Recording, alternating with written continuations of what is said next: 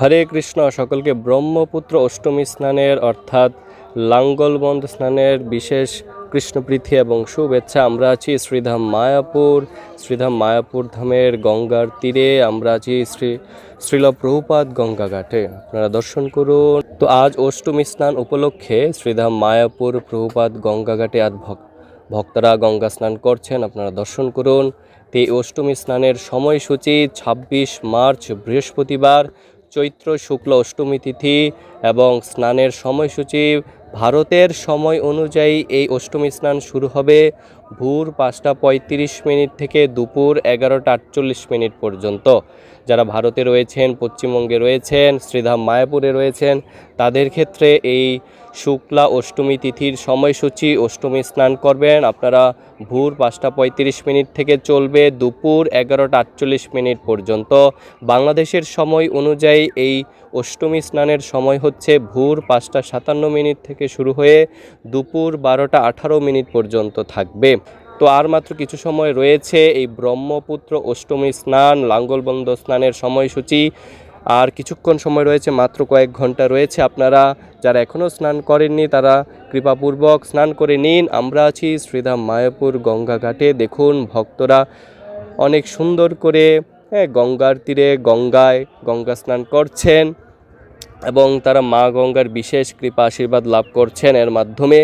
তো ব্রহ্মপুত্র স্নানের মন্ত্র হচ্ছে, আপনারা যখন এই অষ্টমী স্নান করবেন তখন যে মন্ত্রটি উচ্চারণ করবেন সেটি হচ্ছে ব্রহ্মপুত্র মহাভাগ শান্তনুকুলনন্দনঃ অমুঘা গর্ভ সম্ভূতু পাপম লৌহিত্য মে হর। প্রতি বছর চৈত্র মাসের অষ্টমী তিথিতে ব্রহ্মপুত্র নদে মহাপূর্ণ স্নানার্থে দেশ বিদেশের লক্ষ লক্ষ ভক্তপ্রাণের আগমন ঘটে। এই তিথিতে ব্রহ্মপুত্র নদে স্নানের মহাপুণ্যের এবং সকল পাপ দূর হয় এই স্নান করলে। এই স্নানের ফলে ব্রহ্মা সন্তুষ্টির লাভ হয়। এই স্নানই অষ্টমী স্নান নামে অভিহিত। অসমের ধুবুরী, লাঙ্গলবন্দ সহ বিভিন্ন স্থানেই এই ব্রহ্মপুত্র অষ্টমী স্নান উপলক্ষে লক্ষ মানুষের সমাগম হয়। আর সেই উপলক্ষেই আজ শ্রীধাম মায়াপুর প্রভুপাদ গঙ্গাঘাটেও ভক্তরা উপস্থিত হয়েছেন গঙ্গা স্নান করতে। ব্রহ্মপুত্র অষ্টমী স্নান সম্পর্কে একটি দীর্ঘ কাহিনী রয়েছে। যমদগ্নি মহামুনির রেণুকা নামে এক রাজবংশীয় পরমা সুন্দরী স্ত্রী ছিল। তাদের ছিল ৫ পুত্র। সর্বকনিষ্ঠের নাম ছিল পরশুরাম। ঘটনাক্রমে মার্তিকাবর্ত দেশের রাজাকে সস্ত্রীক জলবিহার করতে দেখে আশ্রমবাসিনী রেণুকা কামস্প্রিয় হয়ে পড়েন এবং নিজের পূর্ব রাজকীয় জীবন সম্পর্কে স্মৃতিবিষ্ট হন। তখন মুনি তার প্রিয় পুত্র পরশুরামকে আদেশ দিলেন। পরশুরাম এক কুঠারের আঘাতে তা করেন। তারপর পরশুরাম পরম পাপী হিসেবে চিহ্নিত হন। শত চেষ্টা করেও তা থেকে তিনি মুক্ত হতে পারলেন না। তখন পিতা তাকে বিভিন্ন তীর্থস্থানে গিয়ে পাপ মুক্ত হতে বলেন। এর ফলে অনুশোচনা নিয়ে তিনি তীর্থ থেকে তীর্থে ঘুরে বেড়ান। দেবতা ব্রহ্মপুত্র তখন হিমালয়ের বুকে হ্রদ রূপে লুকিয়েছিলেন। দৈবক্রমে পরশুরাম ব্রহ্মপুত্রের মাহাত্ম্যের কথা জানতে পারেন।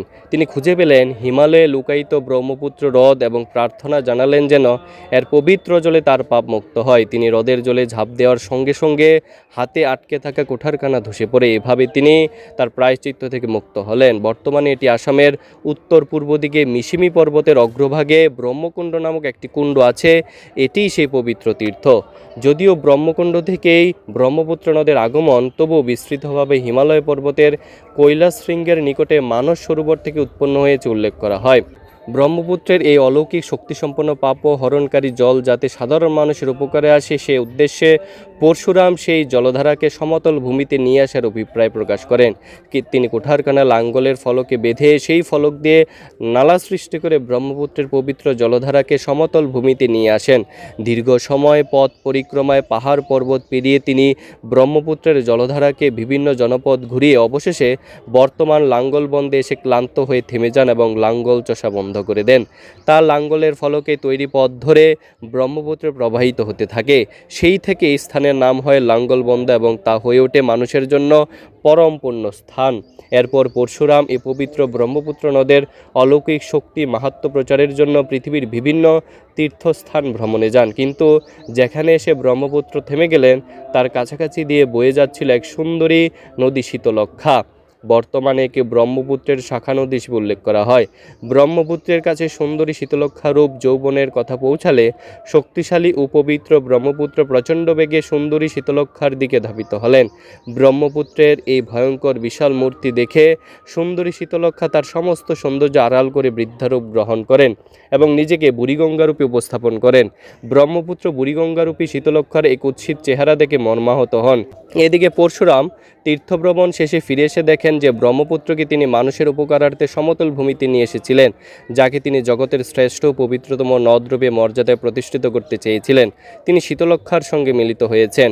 পরশুরাম দুজনকে অভিশাপ দিলেন, কিন্তু ব্রহ্মপুত্র পরশুরামের যে উপকার করেছিলেন সেই কথা স্মরণ করিয়ে দিয়ে ক্ষমা চাইলেন। পরশুরামের মনে দয়ার উদ্রেক হলে তিনি ব্রহ্মপুত্রের পাপ মোচনের অলৌকিক শক্তি হরণ করে নিয়ে শুধু বৎসরের একটি দিনই তার অলৌকিক শক্তি অক্ষুণ্ণ রাখেন।